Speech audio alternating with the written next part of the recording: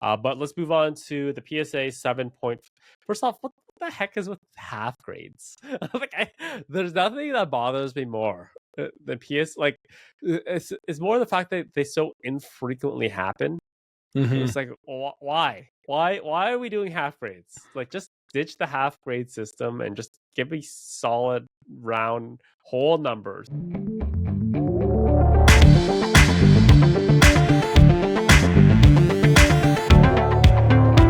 All right, welcome, ladies and gentlemen, to Next Gen TCG episode 12, the big 1-2. I am your host and co-moderator, Tetra Ninja, and as always, I have my co-host with me, Zach Browning, Gem Mint Pokemon, fresh back from Collectacon. So, Zach, tell the people where you were. Where was this Collectacon? Because there are multiple Collectacons that go on during the year. There's Collectacons all over the place, all over the year in the United States.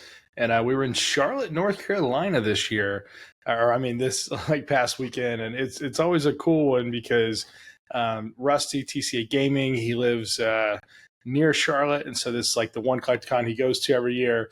And so a lot of people tend to try to attend this one just so that they can see Rusty, come hang out, this and that. I know a lot of my friends that kind of prioritize this over others. And so it was fun. We had a day at his house on Friday, just a lot of, longtime friends hanging out, played basketball with a bunch of friends. He actually moved recently to a new house and got to hang out with his kids and his family and ride ATVs and just the whole 9 yards. And they ordered pizza and barbecue. And it was like, we were just telling stories the whole time. And there's nothing like just hanging out with a bunch of friends and, no pressure, just having a good time. TCA Gaming, absolute legend. You have not been in this hobby if you've not done a deal with TCA Gaming at some point. He actually had, I took a look at some of the pictures that you sent me. He has some, what the craziest thing is that custom frame that he has from Phantom Displays that displays upright all the sheets that he has, which is absolutely insane. What was that to look like in person? I mean, it was surreal. Like, I'd seen a photo of it, and they looked huge and kind of heavy and bulky. And then I actually saw them in his house, and he had a few done by Simon, our good friend that runs Fam Displays. And ultimately, if you've seen a Fam Display that holds a card, they did a custom hey, let's try this out, see if this works, for an uncut sheet. And so it's literally a Fam Display that covers an entire sheet, and it has a stand at the bottom. And so, it fits in the stand, it stands up upright, and it's literally like, if you look at a shadowless, base set sheet, just in a Fam Display, it's like, oh my gosh, this is beautiful. And they were smaller in person because you forget an uncut sheet, it's big, but in that stand and stuff, I feel like you could put those on the wall in your house, a few in a row. And I think it would just be stunning. Just that, to me, that'd be the art gallery of art galleries. Something for the Pokemon Museum. I could see something of that being just chilling in Logan Paul's house, just a really rich person's house. It's just a flex and just being out there for the world to see. Just Tetra's house. No.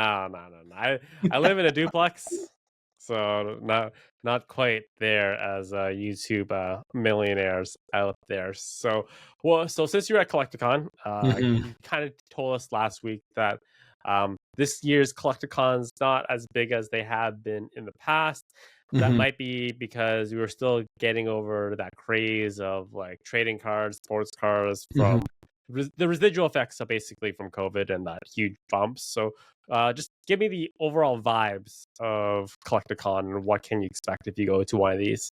Yeah, I mean, it's 90s theme. So, Teenage Mutant Ninja Turtles, Power Rangers. Who's the sergeant? You mentioned Charlie, you knew his name. Sergeant Slaughter, OG WWF, man. Come on. I'm sorry. But you had voice of Mario there. You had all kinds of anime, voice actors there. So you go in and it's basically a 90s themed, sort of, maybe early 2000s themed throughout. And it's a crazy experience, but Kansas City had such a big venue hall when you walk in, it just felt massive. Charlotte was a little bit tighter. And so it wasn't that it was a small venue. It's just that the outside edges were the walls. So you didn't have a lot of extra dead space and stuff. And it was still pretty busy. I think the sales on Saturday were pretty strong for a lot of people. I think we typically anticipate Charlotte to be a little bit lighter when it comes to sales compared to Dallas, which has always just been incredible. LA last year was incredible. But oddly enough, like LA Collectacon, actually the sales were pretty weak, I think, across the board for a lot of people. There's a lot of people we talked to that just expected the same turnout as 2022, and 2023 LA just wasn't nearly as strong. But the feedback I got consistently from almost every seller at Charlotte was like, wow, like Saturday was great. And then Sunday morning, it seemed like a lot of sales are kind of weak for people. And then you always have the end of show deals where you walk around, people want a little extra cash going home, and you can pick up little things here and there. So I definitely saw a few different people just kind of bouncing around, trying to kind of clean up. And there were a lot of my friends that were literally just at tables, just doing last minute, either buying or selling. And it wasn't one card. It was like, hey, let's do this box or this showcase. Or, I think Dan, the first day, literally like had a guy come up to him, bought out his whole showcase, and then he replaced it all with other cards he had. So he'd already cycled through his whole showcase once before even the event opened for like the general public. I was like, oh my gosh.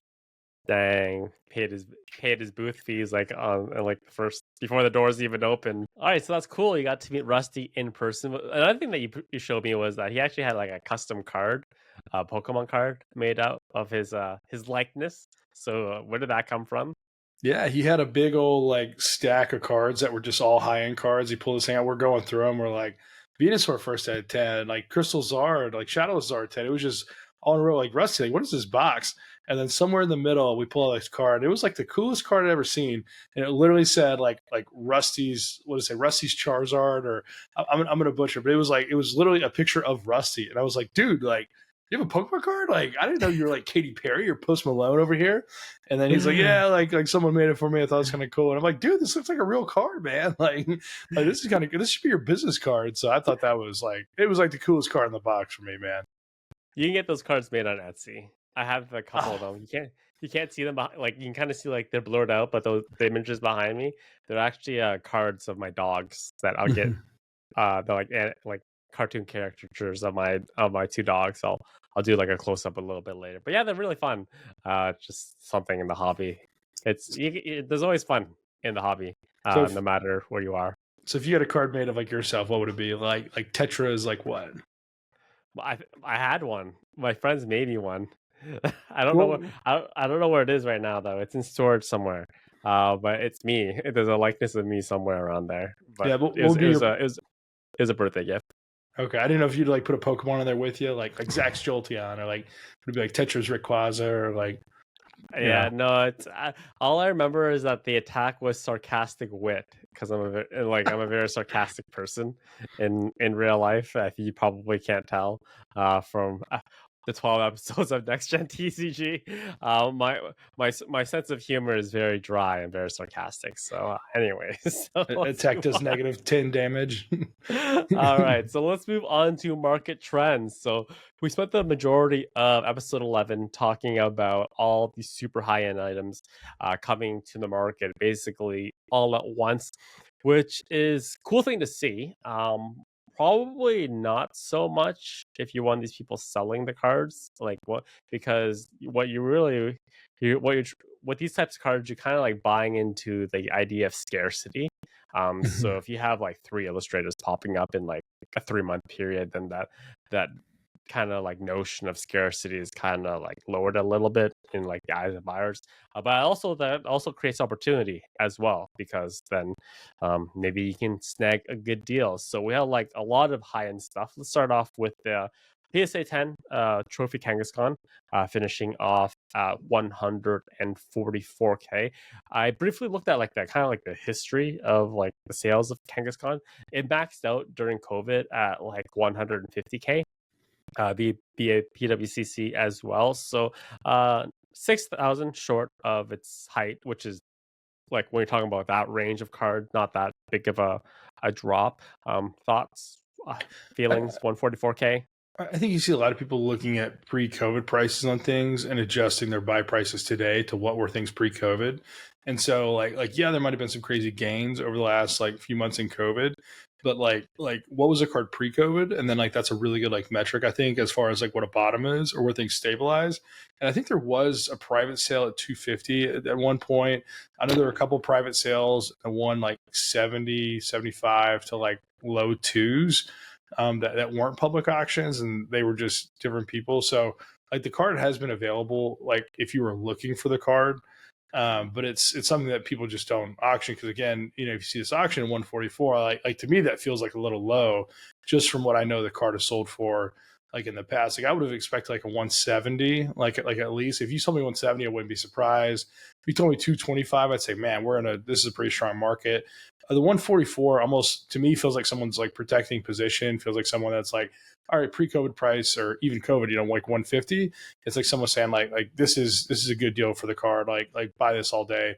Yeah, it's still a trophy card, but it has come up more than like a PSA 10, Pika that we may talk about later. So there's a couple of themes with the cards you're seeing, and I think it's the market continuing to recognize what is truly rare, what is truly hard to find. Where should the money go? And so like the highest end, the super rare stuff is adjusting.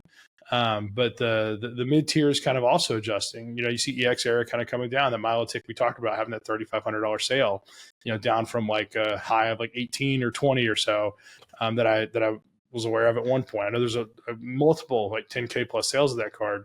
And so you're seeing money go into like, the number 2 Pika, the PSA 10 1998 at 444,000, which is a record price for that card, and could even arguably be considered somewhat of a deal if you look at the metrics and everything else across all cards. Yeah, it's a record. Yeah, it's a high price and it's crazy. But like the person who owns that, there's not that many others out there. Like it's not a pop one, but at the same time, like there's still room to grow. Like I don't feel like that's the peak of that card all the time. Like it feels like, wow, the market finally appreciates what I consider to be some of the rarest cards in the hobby, the early Japanese trophies. I mean, how do you feel about those trophies? Well, we like let's just stay on the topic of the number 2 1998 PSA 10. We talked about last week. This color seems just maybe it's just, I don't know if it's someone who took the picture, but there's something off about that card. Yeah. And I'm kind of wondering like how PSA didn't take that into account when they awarded that 10 grade to that card, because when we get people will ask us all the time like what takes away from a card, why is this card a 10, why this card's a 9. But basically anything that takes away, you can generalize into one statement, anything that takes away from the eye appeal of the card should affect its overall grade. So I don't agree if the card is in fact sun damaged or just faded a bit. I don't understand how in good conscience PSA awarded that card a 10, but at the same time it is in a 10 case. I don't agree that Logan Paul's Illustrator is in a PSA 10 case, but that's where we are today. It is in there, so I thought that the fact that it was sun faded would have kind of like affected the final price of that card a lot. I didn't expect it. Honestly, I expected it because of the sun fade to finish around like 250. I didn't think it was going to break 3 whatsoever. So 444. The seller of that card, knowing everything that we know, I think they should be very happy with the final price. I think they should be incredibly happy as well too. And when you look at PSA's grading standards, a lot of them try to stay somewhat objective. Like centering, objective. Like certain sorts of damage or nicks or whatever have you on a card, that's somewhat objective. Just going from a 10 to a 9 down. But like when it comes like sun faded, like it's really hard to like understand what that would be in the PSA grading standards. Like is that one sort of dock or something? And so like a PSA 10 isn't a perfect card. And like a comment that I just keep pondering on from the last week is Dan from Gotta Catch 'Em All. He basically said, I send the best of the best cards I have to CGC and Beckett to get the black label and the pristines because they sell at a premium to PSA 10s. And then the ones that are really clean but not perfect, I send to PSA for like the modern cards because they get PSA 10s. Because again, a PSA 10, there's not a black label or a perfect or a pristine. Like it's a really good high mint, gem mint card, but gem mint doesn't mean pristine or perfect. It just means that sort of by their standards, there's few enough flaws that it meets the criteria for a PSA 10. And so very, very few PSA 10s are perfect cards. And even the PSA 10 grading percent is like 40% of cards, all cards submitted. And I think, the metric I know from CGC is it's less than 10%. And then Beckett, I would have to assume black labels are very, very low. I don't know the percent, so I don't want to speculate. But if you told me it's 1%, I'd believe you. If you told me it's 5%, I'd say it's too high. Just a few little comments there. Yeah. All right. So we'll just stay on the topic of trophy pikas really quickly because we actually did have two more finishing off.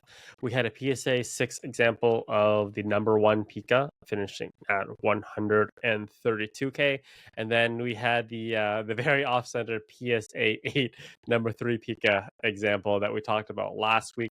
That finished off at 216. I'll go first. I thought the PSA price for the number 3 Pika is very strong at 216, especially since, like I said last episode, that off center just kind of like hits you in the face when you look at it firsthand. Some would argue that it's the best art amongst all the trophy pikas just because it's so damn adorable. But three can't be better than one, though. I mean, exactly. Come on. That's what I'm going with. Like when you go to Worlds, like the premium price is on the number one awarded card, regardless of what artwork that you like better, what artwork that you think is cuter or don't think is cuter. The number one always holds the most premium price. But I think the Trophy Pika number 3 is just, I think there's just so much nostalgia with that art, and it has a little bit of a different vibe than the number 1 and number 2. So maybe that, like, you have like an actual, like a real Pokemon collector really invested in that card and just really wanted it. So what are your thoughts about the final prices of the number 2 as well? Sorry, the number 3 as well as the number 1. It just blows my mind, man. I mean, a number 1 going for almost half the price of number 3, like 60% or so. I mean, if the number 3 was a PSA 10 or even a PSA 9, but it's an 8, you're already saying it's not the top grade or one of the top grades, and the 6 isn't that far from an 8, but I get a 6 is sort of lower in the scale. It literally blows my mind, and I think there is a little bit more to the story. Is that the number 3? Yes, it's off center, but the card looks basically perfect other than the centering. And so I know when I look at a card for condition, what the first thing I think of, turn it over in the back, what do the corners and the edges look like? That tells me the story of a card, how played is it, and how does it look? And if that's clean, then I think the card to me is like pretty met. And I know some people, they start at the front and they look at the centering. The first thing they look at is centering because they care more about a well-centered card than a little bit of damage. But to me, a card with little damage is like not like a pristine card. Like I'd rather have an off-center card, even if it's slightly off-center, that's perfectly flawless over like a card with damage. If the number 6 had a dent or a crease and you looked at it, I could see that being a little less desirable. It's just when you look at it face value, like the population of 1998, like number 1s and number 3s is the same. Not, I'm talking about grades. I'm talking about the number of 1s out there and the number of 3s out there should be the same, barring extra copy variants, this and that. And so for it to just go for half is crazy because you think the range of a 3 should be like, this for a 10, this for like, the low grade. Then a 1 should just be a step up. It should literally just be a whole step up. And again, number 3 is an 8. The number 1's a 6. It just I just can't wrap my head around it. Like, maybe does everyone already have their number 1s and no one needs it and they just need the 3? Like what storyline is going on here? I have no idea because I talked to so many people in the hobby that regardless, like if you took it into account, like non-value of cards, like just take the blue chip value of cards out, the majority of people, their grail card is the number 1 Pika, just because they love that art so much. Even like it's just not many people, like, money aside, not many people are choosing the Illustrator over the number 1 Pika. So for it to finish so much below the number 3 Pika, like, that's just, yeah. I mean, crack it out, put it in a binder, put it in an authentic like PSA case. I mean, if it's going for 132, like crack it out. And I know we talk about you don't want a trophy card signed whatsoever, but crack it out, get a reader to sign it, put a trophy Pika, full body Pika on there, and like that thing will go for $500,000. Like I think maybe this is the deal of the week or the steal of the auction. Like it just, I mean, you have such strong comps across the board. Like why is that 132? Yeah. All right. So we don't know. Maybe it's just like at that price point, we're talking about like just like cross collectors, or just like people with a lot more money than everyone else, just saying this isn't the best. This is no longer the best of the best. it's a 6. Therefore, I'm out. I don't know. I'm just speculating here. I don't know who the bidders were. But let's move on to the PSA 7 point. First off, what the heck is with half grades? There's nothing that bothers me more than Like, it's more the fact that they so infrequently happen. Mm-hmm. It's like, why are we doing half grades? Like, just ditch the half grade system and just give me solid round whole numbers. Like, it's either a 7 or it's an 8. If it's a 7, I can expect there's probably going to be a dent in it. Maybe that's it. Maybe because they said it's a 7.5 because it's the condition, but there's no dent in it. Maybe that's what PSA is trying to allude to here. But yes, half grades in PSA just bothered me so much. But anyways, PSA 7.5 Illustrator 289,000. I was way off with my estimation. Last week I said at least a base price of 500,000 because I thought that there is a floor on that card that was going to be supported by the market. You were almost dead on. I think you Oh gave the wow. range of like 300,000 to 400,000. So very close. Price is right. We both lose because we were still over. But Come on, shout Bob. out to Bob Barker. But 289,000. Obviously, that's what you thought it was going to finish off. But general thoughts. It Illustrators. just feels like a market low. I mean, 7.5 is what the second lowest grade. I think there might be a 6 out there, or maybe even a 4. I think I saw at one point, which I would expect the 4 to be cracked and not still in the 4 case. So to me, it just says like this is what the market values a raw Illustrator at, because almost every raw Illustrator you get is somewhat good condition. People got this, knew it was worth something, knew it was valuable. The extra copies were well taken care of. And so it's one of those things that like the majority of them are going to be 8s and 9s. And if you're lucky enough to get a 9.5 or a super high grade like a 10, then that's just kind of the exception at this point. And so the 7.5 is basically sort of the bare minimum, in my opinion, for an Illustrator is. So to me, the market's saying that if you have an Illustrator, you should get at least 289,000, call it 300 if you want, for an Illustrator. And so I think the premium just jumps up as a grade. So I think the 8 was like what, 525, or wasn't there like a pretty strong 8 price like last year, like 700 something?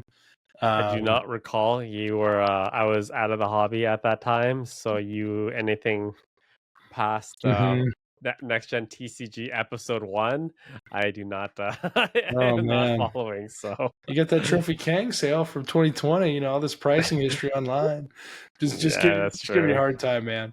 No, Yeah. it surprised me. I mean, I thought it would go for like a floor price, because again, like the Illustrator has been more available this year.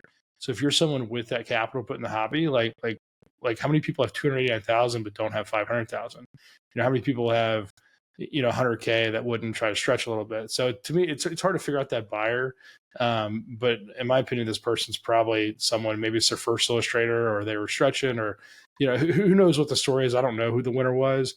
But to me, it just feels like the floor price, and someone probably added a really cool Illustrator to their collection. They should be very happy, because I really just don't see that card going down any further from that price. I mean, even the raw copies I hear sell like they're selling above that price raw. All right, so just you briefly talked about this. I'm going to add this one on the fly because you brought up the topic of autos. You guys know my position on autos. I think they're just a flippers game, basically. Flippers are supporting the the auto game, but I did see a really cool card that popped up, and that was the Giovanni scheme. That was one of the best artworks in the entire hobby.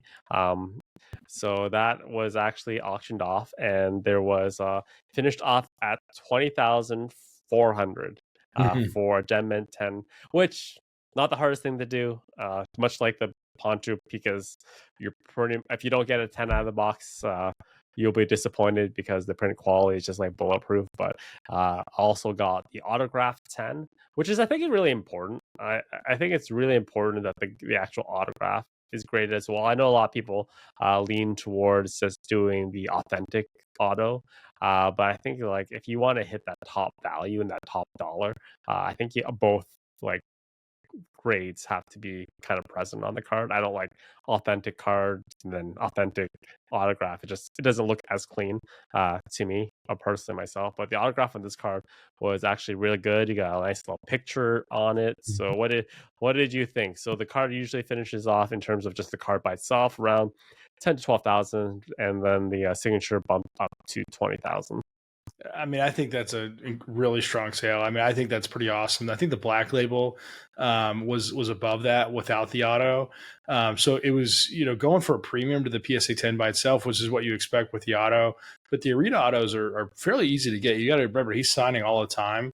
To get the sketch on there and the Arena, piece of it with the sketch was the Persian, right? Or was it the Giovanni? It was Giovanni's face. Okay, Giovanni's face. And so to get like the extra 10K for that when the Arena auto is like $300 plus travel, I mean, to regrade to get the 10 back as well is pretty crazy. So I would assume that this person probably either opened a case fresh or they cracked the PSA 10 and then got it regraded 10. So the real winners in this case are going to be Harry and Chloe, because when I was with them earlier this year at Legality TCG, they cracked a PSA 10 Giovanni. And then they got it signed, and you could only get one card signed per person with one auto.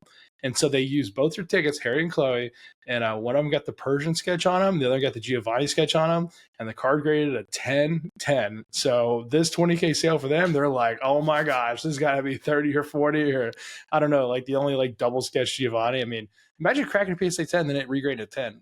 I would feel like that's Christmas, man. Like it really would feel like lucky, just Especially if it really depends on like the time that they actually graded that card. Like PSA's grading is pretty much everyone has recognized at this point is a little bit more difficult than it has in the past. So yeah, especially since they got both pictures available, both Giovanni's face and a Persian. Yeah, that's a big win. But I feel like the big sale. Well, first off, we don't know if this card has actually been paid for. That's a good point. Because it still could be pending at this point. Mm-hmm. But I think if they were to send that card to auction at this point after this sale, expecting the same amount, I would just kind of be a little bit cautious, especially if you kind of take a look at the market in general of like signatures and just like this downward trend. And you said it yourself, like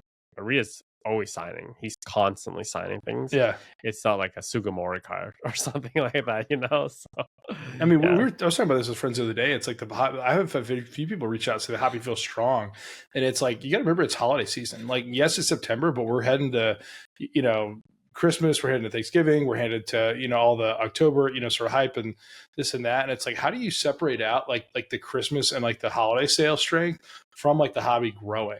You know what I mean? So if the market's always strong this time of year, is the market really, really strong? Or is it just like we're heading to holidays? And so like that was a really good topic. A lot of us debated and went back and forth on. But I will say on the topic of authentic autos, and like I know you said you're like, oh, they look a little weird, this and that. I actually had two cards graded that had lower grades, but had the autos.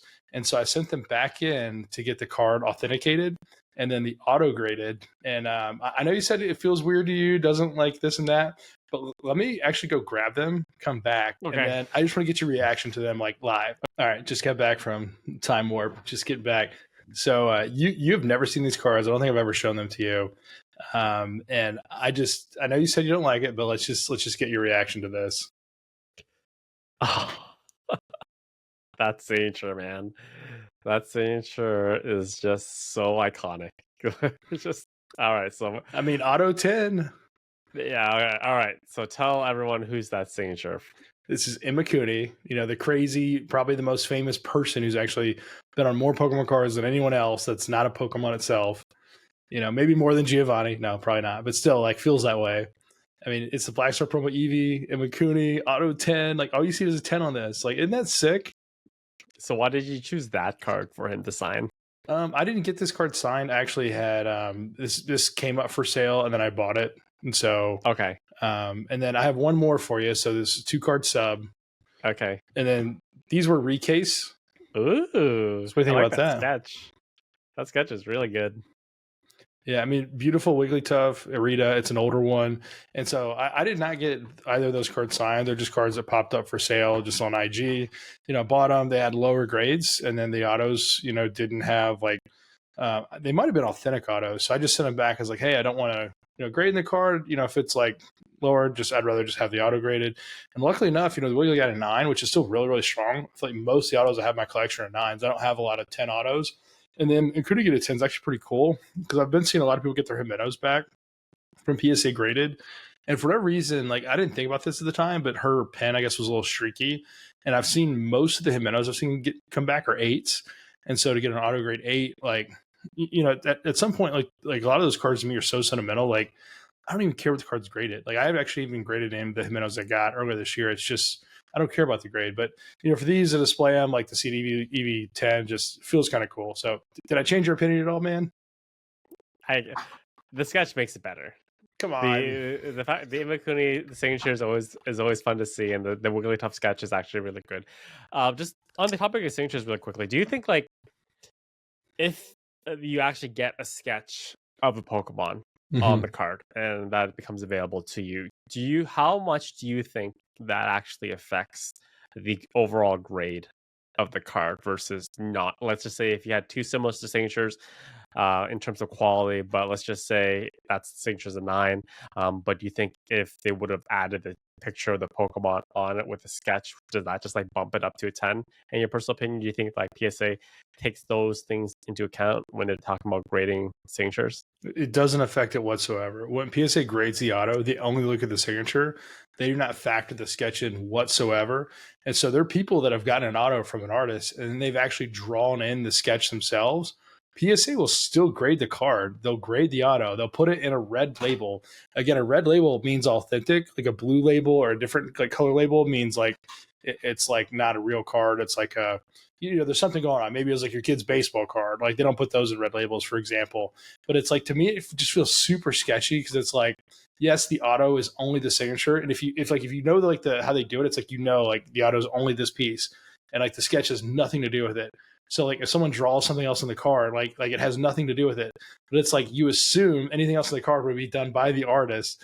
And so I don't know how many examples are out there, but I know there's a few that have been called out where the sketch isn't actually by the artist. Imagine getting a Fukuda like Rayquaza, and there's a beautiful Rayquaza on there, and then you find out later Fukuda didn't even draw it. Like I don't know if there's one of those out there, but like isn't that frustrating? Like that'd be pretty slimy thing to do, but because I'm asking these questions because I have no idea about the autograph situation because I've never gone to an autograph signing before. But you mentioned that like Jimenez, like her pen is pretty streaky. So if you go to like if you bring like you walk up to the table, does she have like a row of different colored like markers and pens that you get to say, I want you to sign this card, please use this color, or she just kind of you just let her decide what she wants to use and she just uses it? So the different auto events basically have different rules and structure, this and that, and so it all goes down to who's running the event. And so the people that run the events at regionals basically have a Pokemon sort of sanctioned event tied to them. And so if they make a mistake or if there's any pushback, there's more likelihood of like sort of like repercussions or likelihood that the Pokemon would take action or they could put the regionals in jeopardy. And so because those are intertwined, those are actually some of the most strict events out there. And it's really just like a de-risk sort of stance. It's like, why take any chance whatsoever because we're going to put all this other stuff at jeopardy. And so if you go to those events, you actually cannot pick your pen. The artist has the pens that they have, and they're going to choose the pen that they want. And if the artist has set Pokemon that they're willing to sign, some of them will have like 20 you can pick from, some will have 5. And like if you want to, Jolteon on a sketch and that's not one of them, you do not get a Jolteon on a sketch, and you can't go by the rules or they'll ban you, this and that. But there are artist events that are not tied to regionals that have more flexibility. And at those events, I have been able to, hey, here's an Art Deco pen, which to me is the best pen to have signed on any card. And the color really pops. This and that. We can go on a long tangent about that. But I have been able to get my own pen at other events. But again, those events don't have as much at risk. They if they get that event shut down, they can just start up another event under a new brand name, and there you go again. And so like you just have to kind of understand sort of the dynamics there. And you know, the ones that are sanctioned by regionals, you know, they offer, you know, probably a great experience, and probably you get a ton of auto sign, and the artists are there for 2 or 3 days. And so there's pros and cons to each, and kind of if you've been impacted by one or the other, you probably have an opinion of which one you like better. So yeah, it's a whole probably main topic to dive down at some point. Are you a fan of autos now? I don't want to talk anymore about autos. Oh, come on, man. I'm gonna come a little bit close to home, because this next one I have ill intentions of bringing it up, because I am very invested in it, and that is the PSA 10 Scramble Pika that finished off at a whopping $6,000. Payment still pending on it. Pop 45 card. I'm not gonna give you guys the history lesson on Scramble Pikas at this point. First off, do you have a full Rumble set? I would just assume so, because you're collect all English things. So you do have a full Rumble set, right? Just assume. No, I don't. It's outside. You don't have a full Rumble set? No, man. No. What? No. Zach doesn't have something. I'm sorry, Why man. not? I'm sorry to disappoint you. Just let me know when you're gonna. Because it's not like a full, like an official TCG thing, or why not? Well, I think it's incredibly important when you collect to find a scope. And if you don't find a scope when you collect, you're going to go broke. You're never going to achieve your goals. And so my scope was WotC. It was from really 1996, which is when Japanese started. And then it goes all the way to 2003 when Skyridge ended. And so anything that's not in that scope, I said, you know, I do not want to go broke trying to collect everything all at once. So let me just pick a scope and stick to it. It's very, very important you do that when you're collecting something. So Rumble was not part of that. So no, I do not have a Rumble set. We could make t-shirts of that, man. Have a scope or you'll go broke. And seriously. Copyright Gen Mid Pokemon 2023. That's a good one. I felt that way a couple of times, even with the scope, man. I'll tell you that. All right. So Rumble is the English variant, and then we also have Scramble, which is the Japanese variant. 16 card set. You basically buy them all at once, and they're basically packaged almost the exact same way for anyone out there who's opened a Southern Islands box or binder before. Basically, cards are stacked. They're in cellophane wrap. The Pika itself, the most difficult one to grade in that entire set, just because it is the top card, so it's more likely to get dinged. Once again, they put the most valuable card on the top. It's just, like, you had the foresight to put the most valuable cards in the middle of the pack in blister packs, but you don't, like, for other promos, you don't have the foresight to put the more valuable cards. I don't know. It's just, Southern Islands Mew. I mean, like, yeah, you know, Legendary Collections in the back of the pack, or you know, yeah, it's just. Anyways, so $6K, crazy. Like $6,000 for this card is absolutely insane. I actually bought the previous one that was auctioned by PWCC. I because it was the last card that I needed to complete the master set. Oh wow! Of both the English and the because it was so hard to find. Couldn't find them because they were so hard to grade. And so I bought the last one. I forget what date it was, but it was for, like, I was out of the hobby, but I was just like, for some reason I was like, man, I need to finish this master set. And I think I bought the last one for, I think it was like, the price was like $850, which was kind of like, at that time, like, no one's collecting Scramble cards. Like, yeah, I think I was competing with just like species collectors, like Pikachu. Obviously, man, like, if you I do not want to be, like, imagine trying to be a Pikachu collector. It's just, when I was trying to collect the sample Pika, and I'm like, Tetra, please stop outbidding me on the last like 4 auctions. Like, literally, it was that conversation. He's like, all right, if you bid 3K, you'll win. And I like had to bid 3K to win. Yeah, but just my condolences to Quador and his never ending Pikachu collection is just absolutely insane. But yeah, what do you think of the $6K price for that card? I just need for you to pay it for it so we can call it a legit sale. Yeah, okay. Is it in your, like, I ain't paying $6K for that card.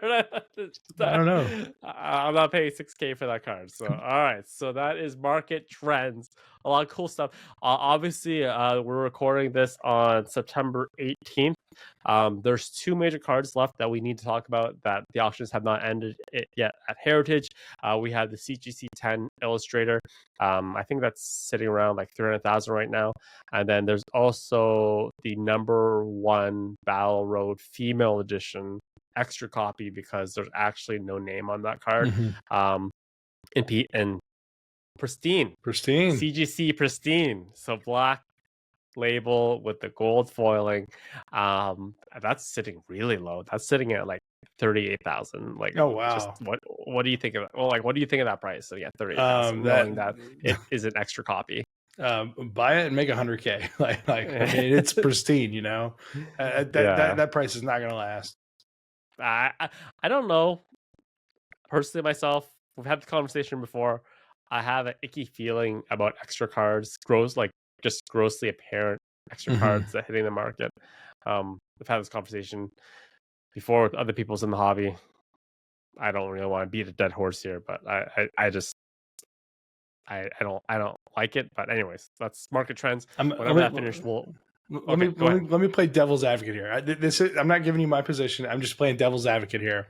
The extra copies printed at the same time as the copies that were given out, and the copies that were given out, generally they'll look and they'll pick the best copy. They'll hand it to the winner or whomever that may be. And then if something were to happen, like winner falls on stage, almost drops a trophy, like that happened a couple years ago, physical trophy, they have an extra copy ready to go.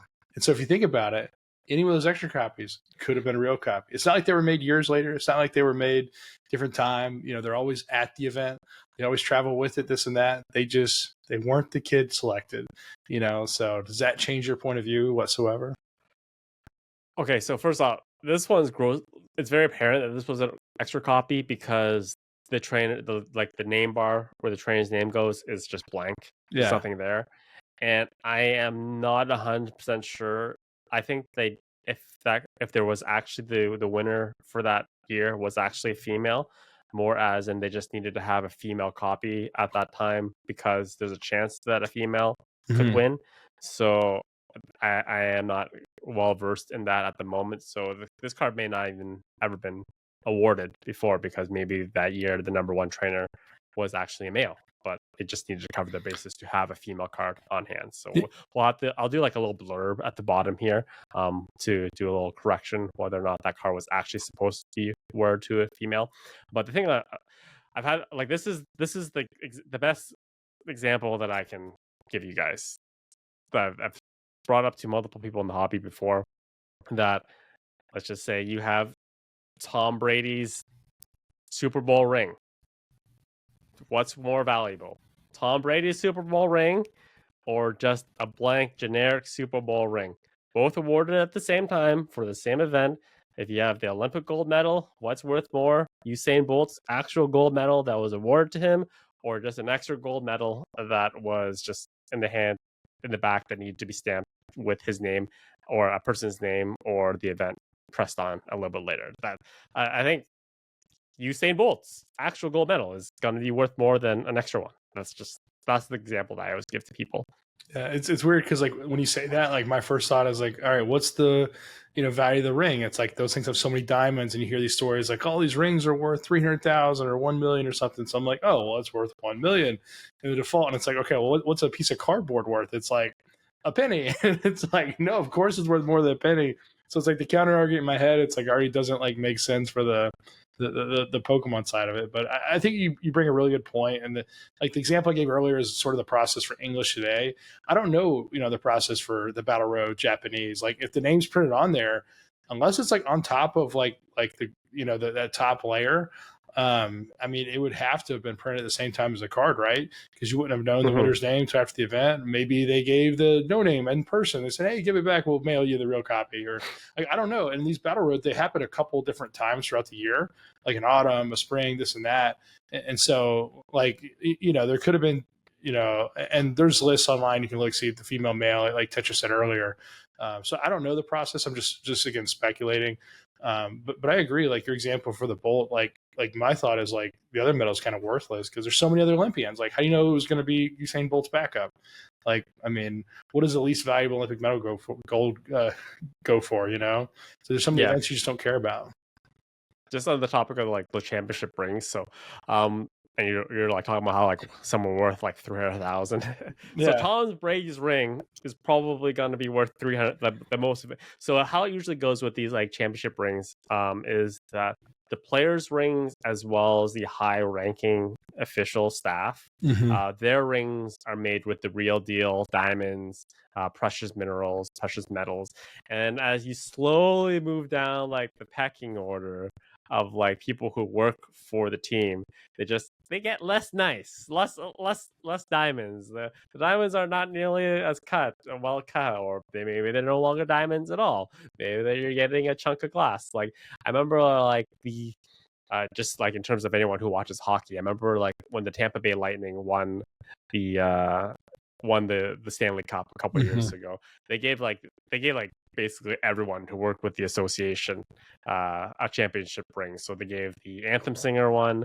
They also gave the Zamboni driver a championship ring. So but they get lesser in quality as you move down like the pecking order of the organization. So yeah, it's just so sad, man. I just get so sad here that I'm like give everyone the same. Like why treat Tom better than it's I don't know. It just he's Tom Brady. I know. Just like he's I'm actually like on the field, not singing an anthem or cleaning the ice during the game. Anyway, all right. So that is market trends. All right, let's take a break here. All right. So moving on to main topics. We actually got main topics this week. We're not gonna bore you guys with market trends for now, but I personally like market trends. They're very fun to talk about. But first, we're gonna take it home, Zach. We're gonna bring it home. I wore my Canadian tuxedo, a nice plaid shirt, because there are multiple Canadian topics in the main topics this week. First off, hell has frozen over. I know that you broached this topic like a couple of podcasts ago, where you said that there was rumors that PSA Canada was going to be a thing, and I said that I've been hearing about this since I was in the hobby. It's never going to happen. Well, it happened, kind of. So it's not a true PSA in terms of they're gonna be doing like on-site grading. What it's basically going to be, it's kind of going to be a hub slash submission center for Canadians.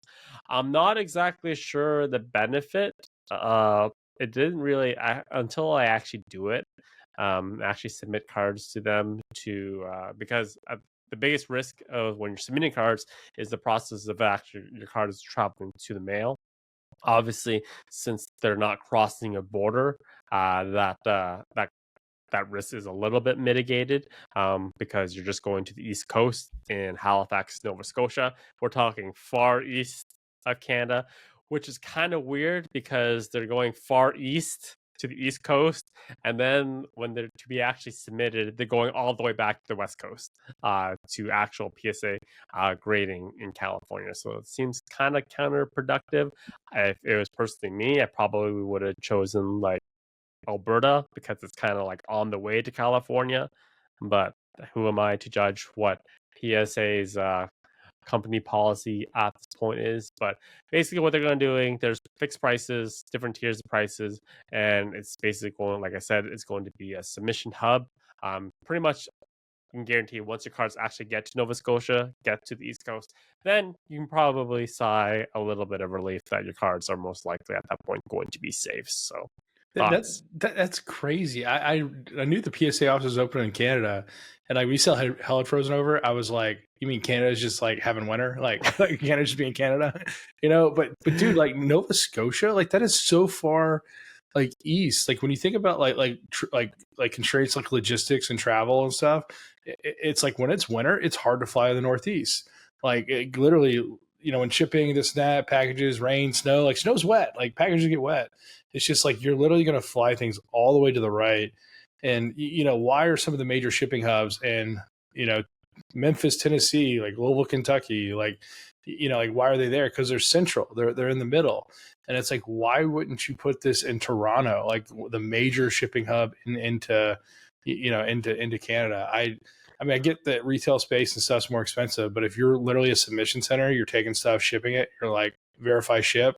Man, I mean, I don't understand that. Maybe it's the cheapest over there, but it just, there's got to be some sort of premium just to get it over there versus like Toronto. And maybe they want to build a grading facility, this and that. But I mean, let's just stay on that just for a second. Like, what, like, can you think of a reason? It does make sense. It doesn't make sense. We need to get the president of PSA on this podcast and ask them, what the hell are you guys doing? Because logistically, this makes no sense. Maybe it's a long-term play, like you said, that like long-term they plan to do grading on there. And to me, that makes more sense. And maybe they just need to get boots on the ground at first. And then real estate is not it's not cheaper than Halifax, Nova Scotia. It's not. This is, I don't know what the American equivalent to Halifax, Nova Scotia is. I can't even come up with it at this point. But in terms of real estate, it is the cheapest on the East Coast at this moment. So yeah. I mean, whose favorite hockey team is in Halifax? Like, does Halifax have someone's like favorite like chicken place? Like what's in Halifax that's like making this decision like happen? Like, there's something in Halifax. So one other thing I did think about when PSA opened to Canada, and this is kind of like a risk and something you got to manage, this and that, is people who do like group submissions or middlemen. Like I know you mentioned multiple times you shipped to Mason just to kind of ease the sort of some of the difficulties back and forth, this and that. Does that mean that you now ship to PSA because you have less customs issues? You have less, border thing. Like I've had to help people in Canada with border things, just going back and forth, where Canadian customs will call me and they'll say, "Hey, this or that," and I've had to go through that with people, and I'm sure people in Canada probably have more examples than I do. But I mean, imagine living in Vancouver and saying, "Oh, we're going to use the Canadian thing because customs." I mean, okay, another sort of key perspective is a lot of people in Canada live near the border. And correct me if I'm wrong here. So I've met a lot of people that do deals in Canada that'll literally just drive over the border. They'll ship in the United States because it's just easier. You have less issues border to border to deal with. Cards are small. They're easy to blend in. No one knows what they're worth except for us. And so, I mean, I've heard that many, many times. I mean, any general thoughts to those sort of comments? Candidly, at this moment, doesn't make any sense. It really does not make any sense whatsoever for the submission hub, since they're only just receiving cards to be in the East Coast. But I'm assuming PSA as a company, they probably have a long-term play here, and maybe we're just going to have to wait it out. So we'll keep you guys updated. I'll probably try it once, and I'll give you guys like feedback of what the process was like.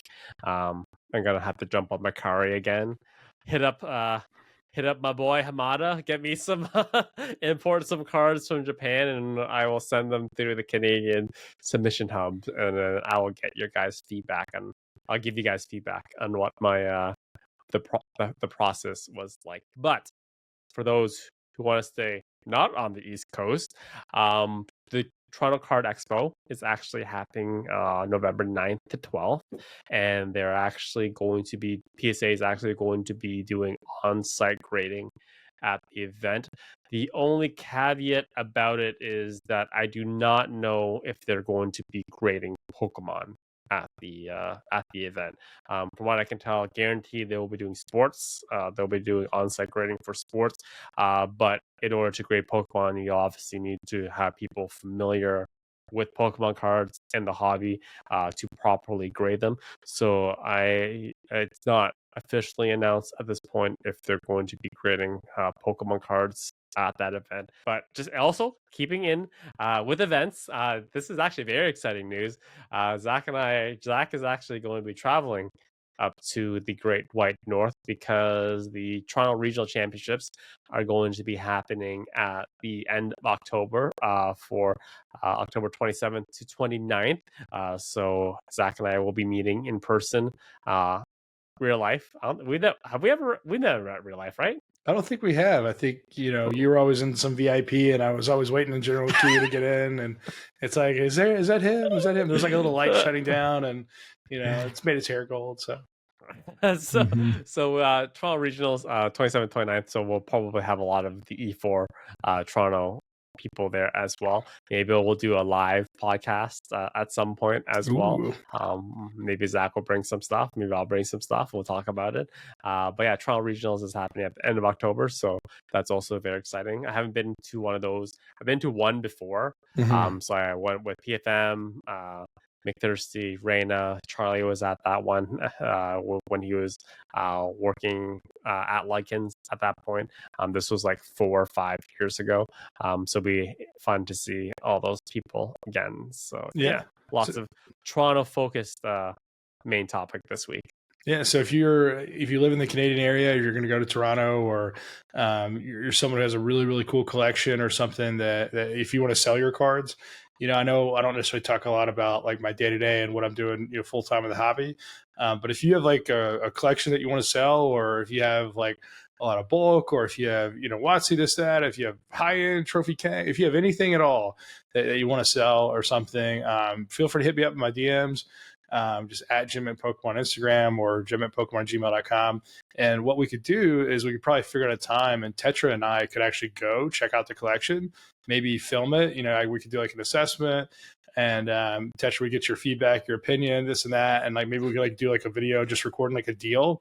And then like I'll actually like follow, like assuming the price is right, like I'll follow through, pay for it, cash or wire, whatever we have to do.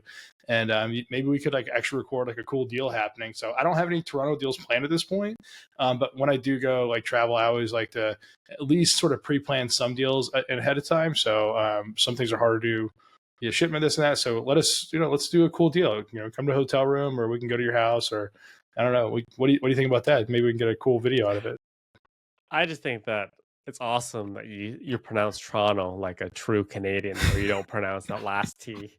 Or just slur it and just slur it right out. Like it all becomes one thing altogether. You don't. True Canadians do not pronounce the last T in Toronto. It's just one whole thing. But yeah, look forward to seeing you guys. If any of you guys watching this are going to be at the event, feel free to say hi to either of us. We'll love to chat Pokemon. If there's anything that we love to do, is that is to chat Pokemon with all people out there. So I'm stoked. We got a few more episodes before then too, and like let's get some ideas. Like I can't wait. I want to take advantage of all the time we have too. So I've never been to Toronto. Like there's been so many chances to go, and this will be the first time, in your country, man. Like your we'll go to homeland. Niagara Falls and have a romantic date. Oh man, I'm not ready to fall in love, man. I'm sorry. I'm lying, actually. One of my favorite sections of every week that we go into is called Collector's Corner. It's where we pull out our favorite cards out of our collection, and Nick one-ups me every single week, which I just have a feeling that he's gonna have the better card this week. But I figured I'd pull a card that I've sort of been intrigued by recently, and it's a card I bought over the last few years, and it's something that has a cool story with it. And as you guys know, a lot of the cards I like to pick up are error cards. Well, this week I actually picked up the counterexample to that, which is a corrected card, where the error version is the more common version, and the corrected version is actually the more rare version. And you so, have piqued my interest, and now what could it be? What could it be? All right, let's go. This is the. Oh my gosh! This is the T17 Typhlosion Japanese, and if you read right here, it says corrected. Certain. I'll give you guys. I'll take a video for this and that, but the corrected is when it has the plus sign right here on the 60. So the error version, it's actually missing that plus sign, and to get into PSA 9 is pretty cool. I've got a few copies of this. And if you want to see the uncorrected, the more common version, you can see here at a CGC 9, it's got the no plus sign there, and then there is a plus sign on the 60. There's just so much nuance. Like in this hobby, there's just so many nuances when you talk about like corrected versions. Like one of the best examples is probably the Ancient Mew. Like how many Ancient Mew versions are there? There's the corrected Nintendo version, which is by far the rarest one. And then there's the Nintendo version. In this case, the incorrect one is worth less than the actual corrected one as well. It's nice to see that you are continuing still collecting WotC, but this time Japanese Yeah. Japanese WotC era, it's on brand, right? So, Yeah. So when did you get these cards? this card I actually got this weekend at Toronto. I'm sorry, at Charlotte Collectacon. I'm so excited for Toronto right now. And I bought it from a good friend of the hobby, PK. So a lot of people call him Pokemon Knowledge. He's probably one of the biggest PSA fans out there. He had Nat Turner on his podcast a couple weeks ago. Hopefully Nat Turner will keep hopping on, keep joining. And he always goes on the live streams, just kind of does the rant, just kind of speaks his mind freely, and just says what he thinks. And when people do that, I just love it, because you feel like they're speaking from the heart, they're speaking from passion, they're speaking from how they really feel. And not everyone's right all the time, but we all have our opinion. It's good to believe in our opinion, and I love someone who just believes what they think, expresses themselves, and just kind of goes after it. So props to him. And when I saw I wanted to go to his booth and buy something, and the intent was to get something. When I saw this card, I was like, all right, this is going to happen no matter what. And so thank you, PK, for the beautiful, beautiful corrected T17. What I love about Nat Turner is that you can tell he's like an actual collector, because I follow him on Instagram, and like all his posts are just him going to like random shops, like wherever he's traveling. He always just finds like card shop somewhere, and he has to buy something at that card shop. Just I like following him on like social media. It's nice to see that person who's actually in charge of PSA is actually a collector, because that I think that bodes well for the company long term. So maybe we'll have him on one day, and he'll give us the reason why PSA Canada is located in Halifax, Nova Scotia. He'll give us the entire business plan. Hopefully he's not too busy for us, and he prioritizes Pokemon. So hopefully he gives us the prior. Who knows what he feels. So we'll give him the gears, but not really, because we don't want to do that. I think PSA still likes sports a little too much. So who knows? I think it may be the lifeblood of them, just figuring out where the growth is. Okay, so my card of the week. I kind of alluded to this at the very beginning, if you guys are paying attention, that I have completed the master set of the Scramble as well as Rumble cards in the hobby. So in order to complete the master set, you need these 3 cards, and these 3 cards are of course the Rumble, Eevee, Krogunk, and Pachirisu. So in the original set, there are 16 cards, but both English and Japanese. These cards are actually technically they're lottery cards. So this was actually the last big purchase that I made in the hobby before I went into pseudo retirement. It was literally the last deal that I made with Trade Natural, Chalk, Define Card, whatever you want to call them. I can't remember the exact same price. It was around the same vein as the Master's Key, around that $14,000 mark. So these cards. So first off, originally PSA wouldn't grade these cards because there was no provenance to them. People didn't think they were real cards at the moment. So they are the 17th, 18th, and 19th cards of this set. And basically what happened was the first graded ones were graded by our friend Mosin, like Collectibles. I'm pretty sure the cards ended up in a Scandinavian country somewhere at some point, hand delivered. So basically what happened was he had the cards, PSA wouldn't grade them.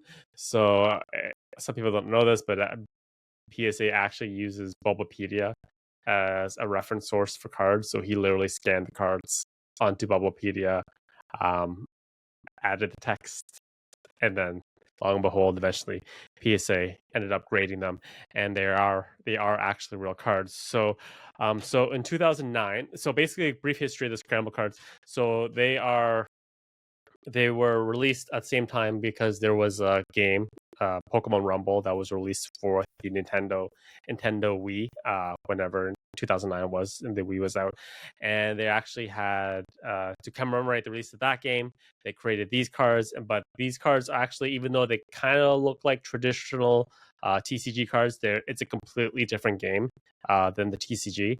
But unfortunately, TCG that game flopped hard in Japan. No one really played it, which lowered the production of the Scramble cards in general, which is why you don't see. That's why you have Scramble Pikas finishing up at $6,000. But what these cards were, they were part of, from what I remember, they're part of the Daisuke fan club promos. So what happened was you needed a certain amount of points for that year. So playing tournaments, doing events, and all that type of things. And what happened is at the end of the year, they took all the peoples, they brought them in, invited them to an area, and there was literally like an electronic machine in front of them, a lottery machine. They press the button, lottery machine tells you if you're a winner, and if you're a winner, you got these cards as well as a full set of the Scramble cards. In total, officially issued, there's only 100 of these cards issued to Daisuke members. So very scarce amount of numbers. They're just layers, Daisuke layer, lottery layer, and then everything in between. So these, I'll be honest with you, I purchased purely as an investment because they're so rare. The biggest card obviously is the Eevee, because Eevee fans, we're talking about species collectors, Eevee fans along with Pikachu fans are some of the most aggressive people in the hobby in terms of spending. They need to have it, they gotta have it. So I bought these cards purely as investment pieces. Don't know exactly when I'll ever sell them, but just having them is nice. And yeah, what do you think? If I put 250,000 in front of you, would you take it? Well, probably for all three. Do you tell me, man? I mean, if it's an investment, what price is the market mover? So PSA 9 is actually PSA 9 actually is sold of the Eevee. Well, fixed listing sale hasn't completed yet. For 26,000, 26.5. A pop 3. And as of right now, there's only 4 pop 10 PSA 10 examples. The Eevee collector might have 2, and if you think of the price of a first set PSA 9 Zard being like around 20K or so, and the PSA 10 being 200 something, it seems like 250 may be low for just that Eevee if we're doing the 9 to 10. I don't know, man. I don't know, man. I don't have any self illusions of this set being like a 200, like this card alone being like a $200,000 card. I'm not like high off my gourd here, but it's some big collectors very out low there. pop, very difficult to obtain. And it's just nice to say that I don't have many. I'm not like you. I don't have many master sets of lots of things, right? No, but you got some big stuff. I mean, that's awesome. I mean, I'm proud of you, man. So to have a master set of the English and Japanese Rumble / Scramble set is pretty cool, and I'm glad it's in my collection. I think the only other point, you may have made this, but if not, I think it's the lowest produced Eevee that's out there. So I know you mentioned there are 100 copies, but I don't think there's another Eevee out there that has fewer copies. So I think it may be like the rarest Eevee that exists. If did you go through that already? No, I did not. But, okay.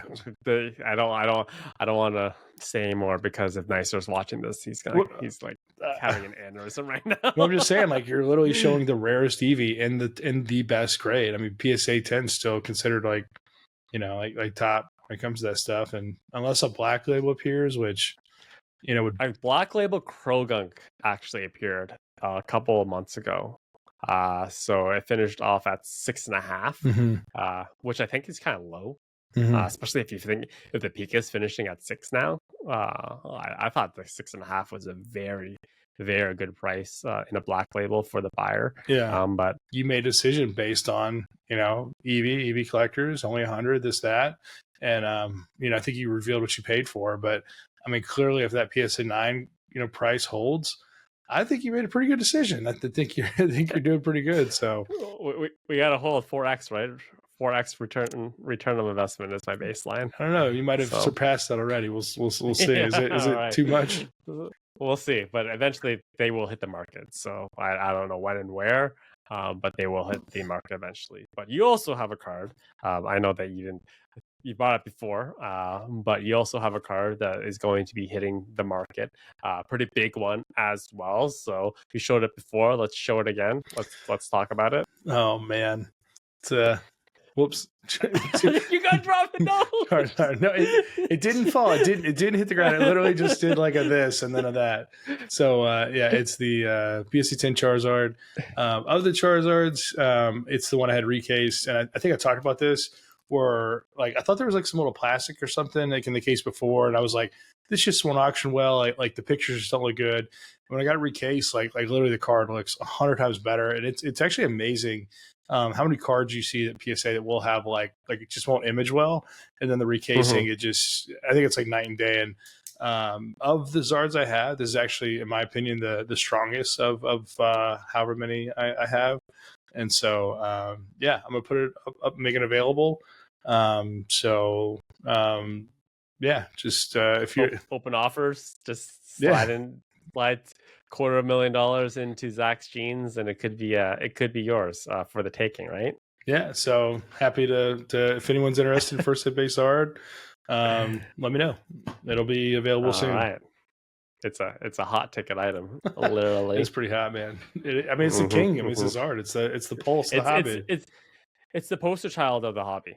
Like it's the most recognizable card in the entire hobby. Like if a person new to the hobby will not know what an Illustrator is, they will not know what Trophy Pika is. They will not know what a Trophy Kang is. But if you show anyone outside the hobby that card, they all know instantly. That's the first edition Charizard. So it doesn't get more bread and butter and blue chip. Last section of the podcast. Ask Nick and Zach. Don't ax us. We don't. If you're at regionals, please do not come at us with an axe. We will not appreciate. But ask Nick and Zach your questions. So, you look like a lumberjack, man. It's true. It's true. I will be carrying the axe. I'll be carrying the axe. No. All right. So. All right. It's Halloween, right? You can get it's gonna be around Halloween. Just gotta yell it's a prank and everything will be okay. Just yell it's a prank, you'll be fine. Just a prank, bro. All right. It's just a prank. All right, first question from Austin Robar. I'm gonna 5962. I'm gonna basically try to condense this question a little bit.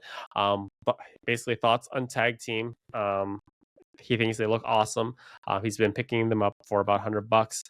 Just basically what he thinks of just long-term projections of the card, of those cards, like hotter ticket items like the Latios and Latias. Long-term projections, I don't view there's not going to be like a substantial jump.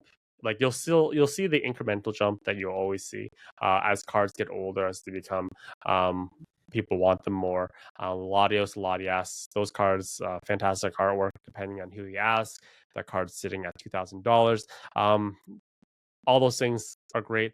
The main issue is just in terms of availability. So just there's so many of those cards available in PSA 10 grading. I forget. I have to look it up. I think I posted this on the podcast before, but it's an astronomical population report on that card. So like you're gonna do well if you buy it now, and you plan to hold for at least a couple of years. But there's just we're talking about opportunity cost. What other things, if you understand the hobby that well, you can kind of like direct your time and your money towards that will probably in the long term net you a bigger return on investment. That's just my general thoughts. What are your thoughts? I mean, I think you hit it right on the head. You do have this supply sort of issue that I think constrains it from getting too high. Like, will this ever be a 100K card, Latios? Probably not. Like, I wouldn't bet on it. But at the same time, I think when you look back at like how Pokemon was doing in Black and White, and then you had the full arts, and I think things were nice and things looked good. But I thought when they did the tag team, with Team Up and then Unbroken Bonds, I thought those sets just made waves. I mean, those sets, people were like, oh my gosh, this is so cool. You got 2-in-1 card and it made sense and the art was beautiful. It's like they stepped up their game and like they knew that, Pokemon Go, like the hype, the stuff that was there. You had Detective Pikachu that was doing well. And then, tag team was in 2019 after, sort of those things that happened. I want to say Unbroken Bonds was May of 2019. And so tag team would have been before that, early 2019. And so it was literally one of those things where it was just like, wow, like they're doing this right. And since then, like Pokemon has kept the trend. Like they continue with the tag team art, they continue with these beautiful artworks that are coming out. They continue to push the bar and raise it up. And I really think that was a pivotal point, because I think, the hobby, could have declined and could have gone down. And 2019 wasn't the best. Sort of before that, it was sort of a lull, and 2020 sort of took off. So it was really kind of a pivotal point where like the artwork and stuff, and I guess there was some I'm just rambling here, but game metrics and gameplay and all this stuff that sort of took off. But I think it's a fantastic sort of decision over like other options in that era. Like if you're gonna pick like things to chase, like absolutely the tag teams are a safer and better bet if you want to collect modern cards. Are they better than like pick an older card here? It's harder because the supply is crazy. And I think that the people investing in modern is a different pool of people. I think there are more institutional investors and people just that have larger capital pools, and people buying pallets of modern that are sitting on it. Yeah, it's kind of arguable as well, because when we talk about like 1999 WotC era, like Jungle and Fossil, man, there's so much print run. Yeah. There was so much supply. Like Pokemon was booming. They were just like rolling like sheets off that conveyor belt. So you have a ton of like sealed product, Fossil and Jungle on the market, and still in collections as well. But you hit the nail on the head with like, if you were to like really dial in, just like micro focused on that era of 2019, like long term, like sealed product on like booster boxes on like Unbroken Bonds, astronomical. Like like I was like briefly looking at like sealed prices for like booster boxes from that era, and it's like, oh, Unbroken Bonds has done exceptionally well, long term. I think that it's just highly recognized. It was like a really good time in the hobby. Mm-hmm. How it's going on right now with how they evolved, maybe is Palday Evolved is it the new Steam Siege? Is Palday Evolved Steam Siege? When we look back on this like 20 years from now, maybe not. But it kind of looks that way right now. But yeah, I think that was actually the last time I went to Pokemon Regionals was 2019, Mm-hmm. because I remember we broke we did like a co-break of all the Toronto Pokemon collectors of a box of Unbroken Bonds. We didn't get anything good. It was just kind of like a fun thing that we did. We should have, like, when we go to regionals, we should make sure that we have a couple of boxes of 151. Just hang around. We'll do like a fun thing all together, because there's really nothing better than opening packs. It's like it is the biggest. There's just the biggest serotonin. Just dopamine. There's nothing like it. There's really nothing like opening packs, and when you have like if you do like a group of friends, it's like even better. So we'll be sure to bring some 151 to regionals, so we can just do some group openings together and have a blast doing it. We'll figure that out. And even if I don't bring a box, like just buy a box from a vendor. You support the vendor, you pay a little bit of a premium, and get the box in the spot, this and that. But you made the comment about Jungle having so much of a print run. The other sort of argument, because everyone's like, oh, vintage lovers, this, that. I think the other argument to think about there is, what is the population of PSA 10 Jungle compared to the population of PSA 10 Latios, or any tag team, or any full art? Like arguably Jungle was one of the most printed sets outside of like Base and Fossil, and I feel like Rocket was mass printed as well too, because I see so much Rocket still everywhere. But keep in mind that like when you look at the PSA 10 pop reports, I mean, yeah, I guess there is quality, this and that. Like I don't know. Like long story short, I think there are other sort of deep dives into some of this stuff to further sort of push the era. Which era you're gonna pick? I just don't want us to be like constantly dumping on modern. I like modern in some cases. I enjoy modern as well, but there are pros and cons to each era. But yeah. Anyways, let's move on to our next question, coming in from the Hoenn Bazaar. Which Pokemon card plagues you as a collector, and wish you could destroy like Golem in the One Ring in the fires of Mount Doom. So I'm gonna take the cop out answer here and say none. There's no card that I wish it didn't, because I can't have it. I wish that it didn't exist, because it's one of the most. I think it's like there's so many like. What are you thinking of here? What are you thinking of here? There's just of everything that I love in this hobby. One thing that I absolutely hate is just jealousy. The jealousy of you owning someone and not, and just being kind of like just holding a grudge that you don't own it or that you didn't get the card. At the end of the day, we are talking about pieces of paper that are not essential to any of us surviving, unless, of course, it is maybe if you're in them. Okay, I take that back, because some people actually have made this into a living, so it does actually affect them in the at the end of the line, at the bottom line. But like I when my brief time on like E4 and like just talking to people, and it's just there, you meet some great people in this hobby, and you meet some not so great people in this hobby, and just when the green-eyed monster would always appear once in a while, it just kind of like turned me off just a little bit on the hobby, and people like full-grown men getting into like keyboard wars or like going crazy each other on voice chat, like why did you pay that much, or I was trying to buy that card, and etc etc. At the end of the day, like if someone gets a cool card, I'm happy for them. I never feel and I don't ever feel like I'm completely missing out. I've said it before, like always before, like the one card that I always regret not buying at the time, which was readily available, was a Trophy Kang.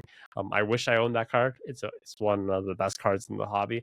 But I don't wish that card didn't exist just because I didn't have it, because it existing is an interesting thing in the hobby, and what makes the hobby a wonderful place to be at. So my cop out answer is that there's no card that I wish that didn't exist.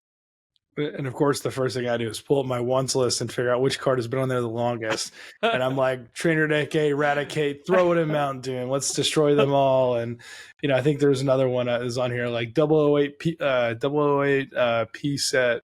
Was it the Tropical Wind? Like, throw it in Mountain Doom. Scott's got his PSA 9 on eBay. And I missed like a 25K like fire sale that like last year that got resold for 60, that got resold for six figures. It was like, I'm like, which cards are, and it's not that like I'm never jealous if someone has a card. Like I always feel like I'm happy for them.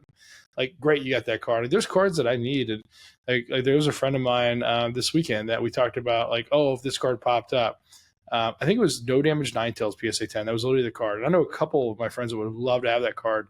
And they're like, oh, if it pops up, we're gonna have to duck it out. And I was like, dude, like, pops up, you take it, you go for it. Like it's not me trying to manipulate the price or anything, but it's like I know how bad that person wants that card, and like for them to get it, like I think they would be happier than like me just, I don't know, like it was like this weird sort of thing where it's like, yes, I want the card, but like I get more happiness out of seeing them sort of achieve that goal too. Because, I've had a lot of goals, and, once you achieve them and this and that, it's like, you don't have to win everything. I think sometimes seeing other people, achieve their dreams is just as fruitful and exciting.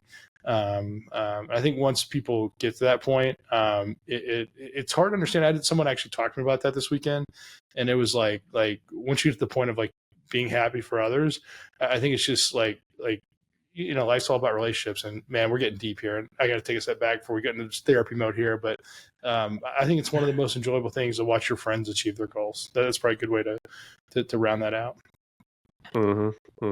Yeah, be happy for other people. We're just collecting. We're collecting cardboard with imaginary creatures and burn all the Trainer Deck Eradicate. It's like I'm on board with that. Yeah, okay. Right. So last question here, younger Ryan, with the Vincent Van Gogh X Pokemon collaboration, what would be your dream artwork mashup on a Pokemon card? And we've talked about this a couple times, I think, maybe in other episodes. Like we talked about the Burger King one, and then there was maybe a couple KFC. Other. Yeah, the KFC one. Okay. Yeah, the KFC one. But I mean, if like we stay on the art theme, because you did have like the screen promo, this and that. I mean, just to start, like, this painting in the back is inspired by Jackson Pollock. if this was a Jackson Pollock painting, it'd be like millions of dollars probably. But like I found a lady in Dallas that has really cool, and I just love the way that looks. So if I had like one of those with Pokemon, it would almost like remind me of like there's like a European sort of artist that does like collaborations and stuff with like literally with Pokemon Company that's kind of similar. I thought those were kind of cool, but like if I had something like that, I thought, that'd be interesting. Just mix them all in there. But have you given any thought to this? Just any collaborations you wish would happen? There's a realm of realistic things that will happen, and there's a realm that like will never happen. I want to dream a little bit, man. I can't. The thing is, I have so much experience with Nintendo. Like I can't even let my dreams be dreams. Mario Pika, that's Nintendo. That's a good one. That's a really good Nintendo. one. Like the Mario Pika. But the thing is, they stayed within the realm of Nintendo with that crossover, right? Mario is a Nintendo intellectual property. It's an IP. So even though they've never done it again, they executed it almost flawlessly with that promotion. I'd have to say I'm into like my biggest thing is I'm a video gamer at heart. I'm into video games, so I would probably realistically say just more cross collaborations of Pokemon with other Nintendo property. Legend of Zelda would be a really good one as well. I could get I could get a picture of like Pikachu and like a Link outfit, like holding the Master Sword. I'm just like, just take all the money. Just take the all money. my money. Just take it. Don't even ask me how. I'm not even gonna ask how much it is, because The Legend of Zelda is my favorite video game franchise of all time. So I would just like die a very happy death if they did like a Link collaboration or Princess Zelda. Could you imagine like a Princess Zelda Pikachu? I mean, like, could you imagine God of War Machamp? I mean, like, let's take it all the way with video games here, dude. With the paint and everything, like 4 arms. They would never cross over with Sony. That's the issue. I can't.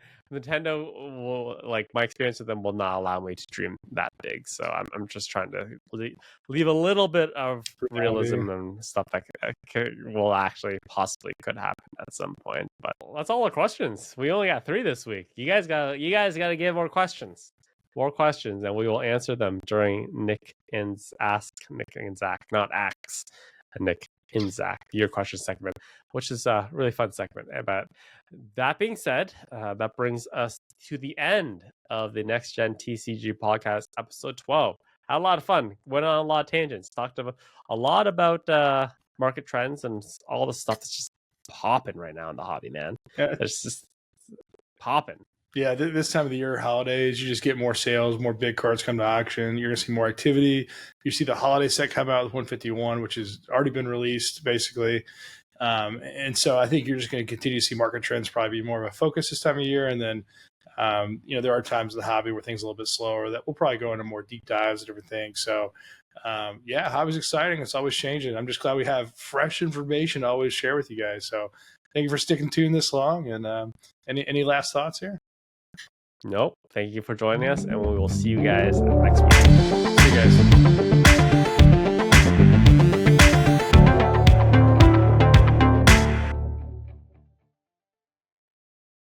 Like bank account draining. Like when we go to Costco, it's like at least a $500 trip. And then we reward ourselves with $1.50 hot dog, and that's supposed to help us feel better about ourselves.